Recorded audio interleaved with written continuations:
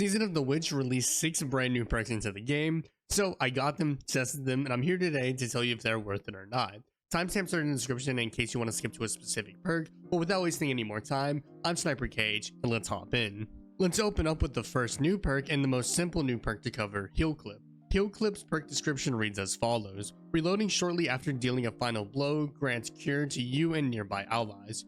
Cure, for the uninitiated, is the Solar subclass exclusive buff that grants you a small quick heal. There's nothing out of the ordinary with the buff granted from Heal Clip, so there's not much more to talk about here. It currently rolls on the Eremite, which is the seasonal fusion rifle, and Igneous Hammer, which is a reprised Trials of Osiris hand cannon, so if this perk interests you, then you know where to find it.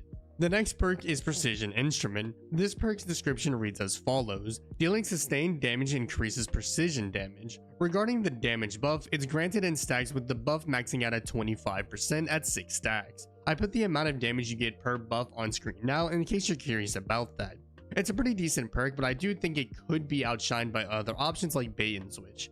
However, if this perk interests you, then you can find it on Briar's Love, which is the new seasonal scout rifle, on the Igneous Hammer once again, or on the pre-Asanax 4 bow from Nightfalls.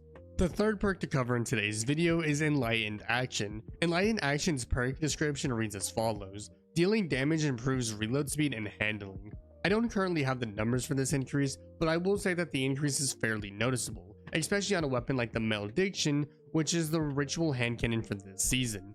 Overall, it's a pretty solid perk on certain archetypes of weapons, but I don't see it being used in most situations. That said, if you're interested in this perk, you can find it on the Malediction, which can be obtained from either Zavala, Lord Shax, or the Drifter once you hit rank 16 from one of those 3 vendors, the Warden's Law from the Nightfall, the Guiding Sight from the Iron Banner, and the Cataphract GL3 grenade launcher from Trials of Osiris.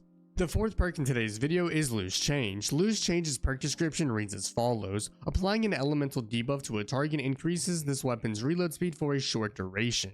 Basically, if you were to apply certain debuffs or buffs to targets, then this perk will activate, letting you use it for the duration of the buff, plus 1 or 2 seconds. In my testing of this perk, I found that the description is kind of misleading, and that some buffs don't actually work with this perk. And I'm not sure if that's a bug or not, but it kind of makes this perk feel inconsistent. The buffs that do work with this perk are on screen now in case you want to know. If this perk does sound intriguing to you, you can find it on the Kept Confidence seasonal hand cannon, Briar's Love, and the pre-Astanax 4 bow. The fifth new perk to talk about is High Ground. High Ground's perk description reads as follows: grants bonus damage when attacking targets from higher ground. This perk isn't too bad, with it granting a 20% damage buff in PvE, but only a 10% damage buff in PvP. I will say that even though this perk isn't too bad on paper, there's just not too many situations where this perk would actually be viable, and in those instances where it could be viable, it will be overshadowed by other top tier perk options. That being said, if you do find this perk interesting, then you can find it on the Locust Locutus, a seasonal sniper rifle, and the Eremite.